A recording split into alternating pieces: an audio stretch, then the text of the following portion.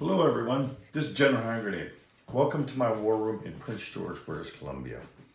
Well, we're carrying on with our game here. We're playtesting Global War 1914. Between me, I'm playing the Allies, and Bob Hatcher from down in the States there, he's playing the Central Powers. And it's been a really good game. We just finished We just finished the first turn in 1916, so the spring of 1916, and I had to go watch my last video because that was a couple of days ago, right, that we started, and I forgot to make a video after the first turn, and we just finished tonight. I went back to work today, and then I came home and we finished off the second turn we started yesterday. So I didn't quite remember where we had left off, but after watching it, I noticed that in Galatia there, that was probably the biggest sticking point in what was going on there at the time. 2 turns ago, I had Galatia there, and that's where you see all the Austrian units there, the green ones, and so I was doing pretty good. And then the term that came after that, it was kind of a bad time for me because it was the winter term. And in the winter term, it doesn't matter if it's a trench or not, you can only attack for 1 round. And in naval, you can only attack for 2 rounds. And so that was a big deal because that was the turn that I had all those guys, right? That I could really do some damage, right? And so I did go after 3 different places, but I didn't get any of them because I only had 1 round to do it in. If it would have been one of the other 2 parts of the year, I think I would have got at least 2, maybe 3 of them, and I would have been sitting better after the winter round of 1915 there.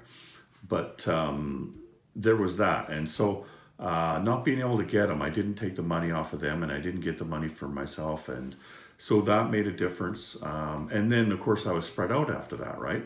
And being the attacker, I'd lost more in units than he had, so that kind of evened out the battle again. And he did go up to Bessarabia here from rather than go after Galatia. Like, he couldn't go after Galatia, right? Even if the Austrians and the Germans could have gone together, they still couldn't have taken Galatia. There was just nothing that they had near there.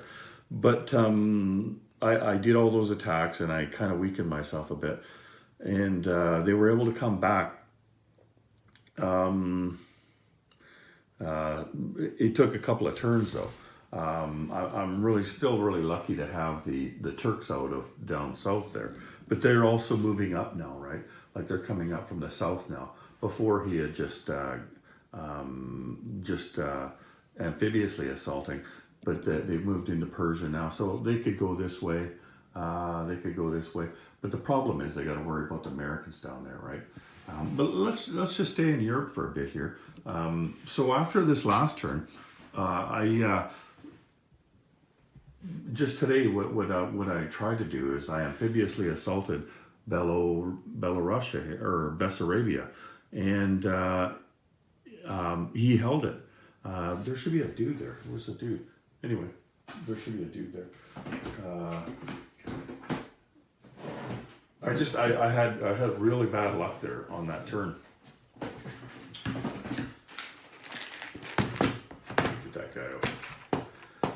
And so I'd spent so much of my resources. That's the only attack I did. I went from 3 places, 3 or 4 places. Like, I went from everybody around there onto Bessarabia, and then it would have looked good, right? I would have had a pretty decent wall there. But as it is, there's a chink in that, which means I have to defend more territories around there instead of just defending a few, right? I did, if you'd seen my city video from 1936, I talked about cities and how you can use them. And this game would be perfect for that because this is largely an infantry game, right? So he's got some assets here. He's got some armored cars and artillery, and he's coming in there. I'm hoping that that I could wear them down pretty good like that, right? The Russians, I think, from now on are going to probably have to go on the defensive. It was only a matter of time before that happened. I was kind of lucky in that I got to stick my neck out there a bit, but then it kind of hurt. So over on the other side, let's go over there. Let's take a look at that. So I think the last time you seen, was there still a British Navy? I can't remember. Anyway, I think I showed you that before, where the German Navy, yeah, I did. The German Navy had taken out the British Navy. You know, if I had to do it over again, I wouldn't have let them do that. Like I purposely allowed them to go after me. You can go in port with your ships, which means you can't get them, right? But I put them out of port because I wanted them to come and get me. I was hoping that I would have done a little bit better with the dice, but you know, if I really thought about it more, though, it would have been in my best interests to stay the way it was, being the British instead of the German. The German, yeah, you definitely want to go for, because your boats aren't really helping you that much, right? Except for, you know, warding off the British Navy. But the British boats, though, you know, tons of them in there. You put a couple of transports in, and there's stuff going across to France and to Germany. Whereas I don't have that in this game, because the German Navy stayed right there. It didn't leave the last two turns. It went here 3 turns ago, and the last 2 turns it stayed. It thought, why bother leaving, right? There's nothing. The Americans are just starting to come across now. But I learned my lesson now. See, like, those guys are in port. Those guys are in port. You know, the cool thing is the Spain there was acquired diplomatically by France there, and so the Americans, they're only 3 spaces away from a major port there in Leon Castile, so they can go port to port to port to port, do 2 transports worth, so 4 things, and then there's a limit of 4 rail movement in Europe. So they can rail all 4 guys from there. That's a pretty easy transport, Chuck, right? Like I was, before I was having to do 3. You know, you have 4 transports there, 4 transports there, and then 4 transports up here, right? And that's the way I do it in 36. But yeah, if you can get... it's a little different in this game than 36, of course, right? Because in this game, France is still a thing, right? Whereas in 36, they're probably German by then. But because they're French, the Americans can just one stage for their transport, Chuck, and then rail all 4 guys up. And you know, if I get more transports than that, that would be pretty neat too. What else is going on here? So yeah, he's been really strong. He's finally got Belgium off me. Belgium held a couple of turns for the British, but with me having no transports, it was only a matter of time. Like I think he just got me this turn with Belgium, and he got Denmark this turn. I'm pretty sure I showed you that as well. Denmark and Belgium were holdouts, and so when he got them both on the same turn, he could breathe a sigh of relief. I really, really wish I could get the Netherlands using diplomacy, obviously, right? That would be the ultimate thing for me, because not only would I get these guys, there's a factory there, there's boats there, and there's all the colonies, right? Like I think it's worth 10 or 11 bucks, and it's not like in 36 where, you know, the Germans can just take this guy, and then all the Japanese can go down there and take all those guys. The Japanese just aren't as strong in this game, right? They could certainly take a little bit of it out. In fact, you know, like I'm sure they'd be happy to go down there and do that. But there's also the British Navy they're going to have to worry about. Like India is pretty strong in this game, right? They're just a navy short of being really strong right now. And lots of stuff in Africa. I think the British and the French are going to get a hold on Africa. The question is, can they make it all the way up to Istanbul? Which is going to be tough, because first you got to get through desert, and then you got to get through mountain territories and a city at the end, right? In order to take out the Ottomans. And so that's going to be a bit tough. But the Netherlands would certainly be a key in all of this. But like you can see here, the first Americans that I railed up, I only had 1 transport, so I railed him right to Normandy, which was great because he's sitting there with a bunch of artillery, heavy artillery dudes and everything, and he had a pretty easy road into Normandy. But the French are going to be okay now. The Americans shouldn't be in the war this soon. A lot of one of the reasons that we were late finishing yesterday's 2 turns was because we spent a lot of time in the morning discussing the rules. Like one of the biggest discussions we had was about the Americans and how early they were in the war and how ahistorical that was, and like are the values too much? As far as bumping America up to war, like they need to get to that 37 threshold. And so we adjusted some of those, but it was a long discussions about that. And we've changed a number of rules in this game as we're playing it. And, going back, okay, well, that happened 2 turns ago, so we got to adjust the incomes and, and I get 2 rolls for the technology or whatever, right? Like we're playing the game that way, right? But it's kind of funny because it's also getting kind of competitive now because it's a really, really good game. A really, really well played game, right? Between 2 avid players, kind of thing. And like this might be the best game ever played in Global War 1914, right? Because there's only been a couple. It's certainly better than the last game that I was involved in because the rules have evolved to the point where they're at right now. And I've complained a couple of times on the videos, and it's nothing compared to how I'm going to complain today about the cards. But I tell you that the cards have been good, because if it wasn't for the cards, I think that the Allies would be steamrolling the Central Powers as you would expect them to, as they did in World War I, right? It took a while, but they finally did get them, right? And so the way that they really tried to balance this was through the random event cards, and especially early in the game, make most of the random events something that helps the Central Powers or hurts the Allies. And so they've done a really good job of that. Like this game, I'd say, is virtually even right now. And just about every card has gone against me. But that's the cool thing about that. Like it's a way to balance the game that is unique that I don't think we've seen. Certainly not in Axis and Allies, because they don't have cards like that, right? In any of their games, like cards like that with the events on them. Anyway, the one card that really got me was the last thing we did. Like we pull 4 cards per turn, and usually what we do is we pull the cards and we resolve the thing, and then okay, I'll talk to you next time. I think Saturday is the next time we're going to get together and play, right? And but we like to draw the cards first, at the start of the next turn, so then we can plan out our turn, right? Until the next time we play. And the last card was Mexico. Now, if you remember, if you've been following along with this game, I put a ton of resources into the Mexican Revolution, and I won it. Like against odds that you would think, if you were looking at it, you wouldn't think that you would win it. But I did. I put lots of stock into it, and he put more stock into the Balkan Wars, and so that's why he had the Balkans coming out of the prequel, and I had.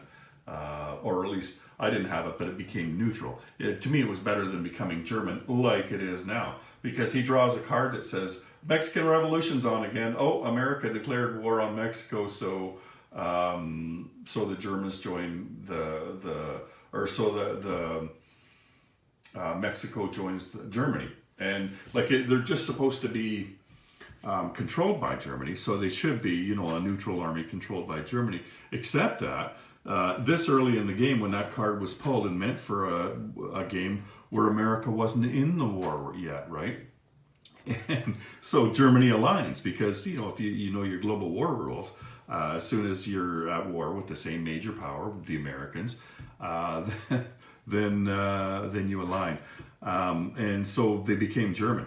And I bought all that stuff, the cavalry, the 6 infantry, the 2 artillery, and all the stuff, all the ground units for the Americans. All they've got left in Texas is a militia. Everybody else has gone over here to Europe, right? and it's his turn before mine. You know, they're like, where did that card come from? What the hell, Bob? Anyway, so that's what I'm saying. The game is even because you're able to balance it out that way. And I don't think I did show you that, but America is at war. Like I think the last time I talked to you, the Americans needed 5 more IPP. But then when we talked about it, it actually, because we had forgotten to do a couple of things, that would have taken the Americans above. And then, but we adjusted some things, so it took them just below. And then he declared unrestricted submarine warfare by the Germans on the Allies, and that took America over the top. So they were at war, and so this is the second term they've been at war. And what a devastating thing! Like his subs are +4 on convoying, but I also just this last turn, the Americans have got depth charges and hydrophone technology, and the British are only 1 away from depth charges and hydrophones, which means that the seaplane can pair with the torpedo boat destroyer like the Americans. They just wiped out a sub. So between the American seaplanes, like there's one there, there's 2 British ones right here, there's a French one over here, there's an American one right here.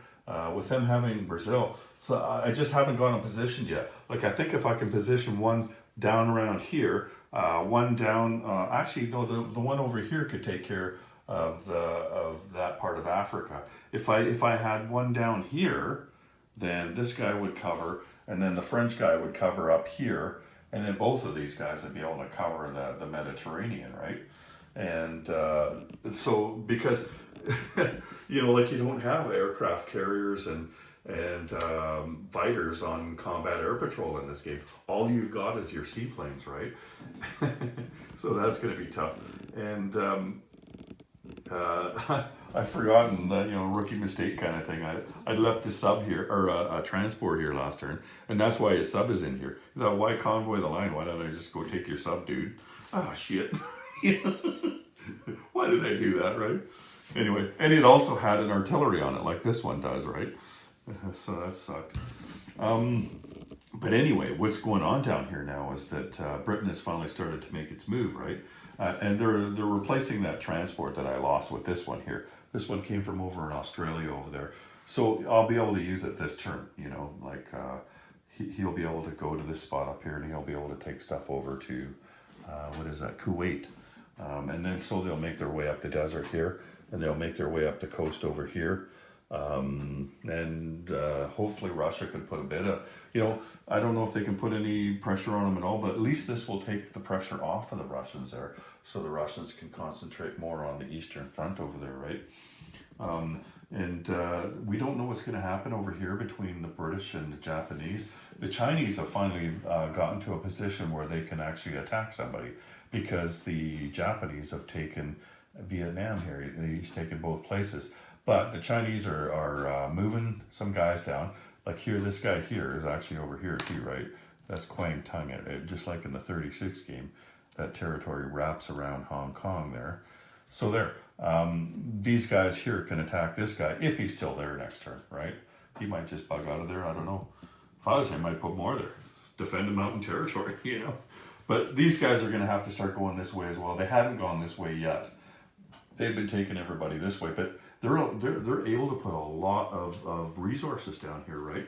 Because they've got the improved factories, so they can put 2 dudes here. Plus, they can put 1 extra manpower. So this says 3. They could put 4 infantry and 2 artillery there on that spot for production. And then these other manpower icons, those ones there, I would only be able to put colonial infantry on, because you need a factory like this one here in order to place infantry. That's why I'm placing infantry here. A lot of these other infantry started here. The other thing is Gurkhas. The rule we're working with right now is that Gurkhas, they're the elite unit for the British. They can be built in India. So anywhere in India you can build a Gurkha. But you can only build one elite per turn, and so that's what they've done. I think actually they took one turn off, but you start to build up your Gurkhas, right? And they're mountain infantry, right? They're first strike in the jungle. They're the same Gurkha that's in the 36 game. I would like to see them a bit more powerful because, but at the same time, like all the elites don't cost the same either. Like they only cost $4, whereas the Russian Cossack cavalry costs $5, and the American Marine and Zouave and the guard here. He's finally put his first elite unit on the board here. That's Imperial Guard from the Ottomans. Anyway, it's really interesting the way things are going in this game. And like I said, those cards, as frustrating as they are, if you're on the Allies, it does help to balance the game. So I think we're gonna have to play this a couple times because like we want to try it where the Americans don't get in so early. Like they just convoyed the Japanese for $5 today, right? He wasn't liking that too much because the convoy line over here is worth $5, right? That was the sub that starts the game in the Philippines. He's been convoying me all game, so I had a good laugh because now he's going to find out how hard it is to chase down subs. He doesn't have any seaplanes like the Japanese, right? He's going to have to start investing in seaplanes, or I'm just going to start putting a couple of subs down because he's got a couple of lines there. Like I could just go sit here with 10 submarines and convoy that line because you can't hit them, right? You can't go after them with your boats unless you have that technology plus a seaplane. You have to have seaplanes to take out subs, unless the sub says let's fight. You know what I mean? But the sub just can decline combat from anybody. It's even harder to get them than it is in 36. Anyway, so I think I showed you what's going on here. The Americans, I kind of think that unless the cards keep going his way big time like that eventually you would think that the Americans would wear them down, right? They just keep putting stuff across. But that card there is going to set the Americans back at least 2 or 3 turns, right? I mean, they can buy lots of stuff and put it in there, but then they've got to take them back, right? And get rid of the Mexicans, and then they can start transporting stuff across again. Like I don't even know if they can do that this time. Maybe transport a couple each time. Anyway, what else? I think he did try again to attack me here this last turn. Again, he failed. I think he took one off me this time. He took a militia off me this time. But again, he lost a couple of units. So for me, that's good. I like it when he's attacking me and losing units, and I don't lose any. You're definitely probably better off playing defense in this game because you do get that, like your infantry defend it for and only attack it 2. And if it's a mountain or something, then then they attack it 1 and you defend it 4. If you get 2 stacks of them, that's only gonna go one way, right? You'd have to be incredibly lucky to beat those odds. Anyway, so that's what's going on here. I'll take you around and show you the charts and stuff. I'm working all day. I don't want to walk around too much. Okay. So we've also had a couple of cards in this game where you just start rolling dice for this chart, right? So that helped. Like just about everybody's got wartime economy now. The Russians still don't have it. But the French just got it, and they needed that, boy, because the Germans are breathing down their throat. But yeah, all 3 of his guys have got it. And improved factories there because China is fighting on the side of the other guys. Actually, there should be an American one, and there's an American one should be right here now because they just rolled that as well. You get to advance to stage 3, which gives you the improved recruitment. Like this is written on the wrong place. It should be written right here, right? That was a mistake in but it's okay. But this is just a working chart, right? But anyway, all of China's allies go to stage 3 because of the labor that they provided in World War One. Like they dug a lot of the trenches. A lot of people don't know that, but they sent like, what was it, 10, 11,000 workers over to work on the Western Front. None of them carried guns or anything, but they did a lot of the work, right? So that's how we've done that. Is their allies go to their on the improved factories. The British have almost got tanks. The Germans and the French are there.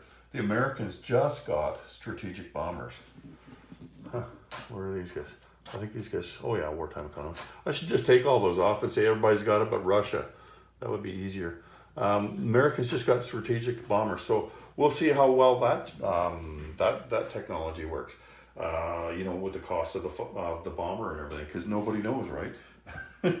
Nobody's ever done it before. This is probably the first bomber ever bought in one of these games, unless Bob playtested with a bomber in his game. But we'll see. There's limited ability to stop them, right? Their fighters, not very good interception values on them, right? So, and plus the fighters are not that good in the game, so you don't buy a lot of them. So maybe bombers will be a good way to go. We'll see. What else happened there? Somebody aligned. The British aligned Portugal in the last turn. That was something that happens automatically when the turn comes around. Like here it is here, align Portugal. They just did that this past turn. We're actually going to this turn now. It says align Romania, but France had already got them a long time ago. They're not neutral anymore, so France is not going to align them. But you'll see that as you go down the chart, like some of them align here, align there, right? I'll try to go a little bit slower so you can see it. I like it though because this chart, because it does show you, okay, what do we do this turn? And you do these things before Germany even rolls a dice, right? Like you'll get the cards. One of the cards we got, I told you about the Mexican one, is Ireland there. Place a German infantry in Ireland, and then of course you got to duke it out, right? With the British unit that was there. That militia is actually in Northern Ireland. But anyway, I should have beat him because I was on defense, right? But he second round he took me out. But you don't even worry about how many rounds you go, like when you do these revolts. And then there's a historical thing that it gives you a little story about it, and then it says, okay, place the German dude here. So that's another thing you got. I'm gonna have to go, and I don't have any transports. So like, how am I gonna get to Ireland, right? Anyway, having a blast, living the dream. I'm really looking forward to the next time I can get a bunch of people together and play this game, because it's getting to be a better game. The last time I played it, it was interesting, and it was, I enjoyed it, but it wasn't really fun, I'm having a lot more fun this time because the game is a lot better game, and the rules are better too. Like there was just some things that it was early in playtesting, and it still is, right? We're gonna get this game good before we get it going. Anyway, that's all I'm gonna do today. I think Saturday is the next time, so maybe Saturday night there will be another video. I don't know that we're gonna play Sunday. People have lives too. Foreign concept to me right now. My life is paint in pieces. Oh my God. Anyway, so take care everyone. General Hand Grenade out.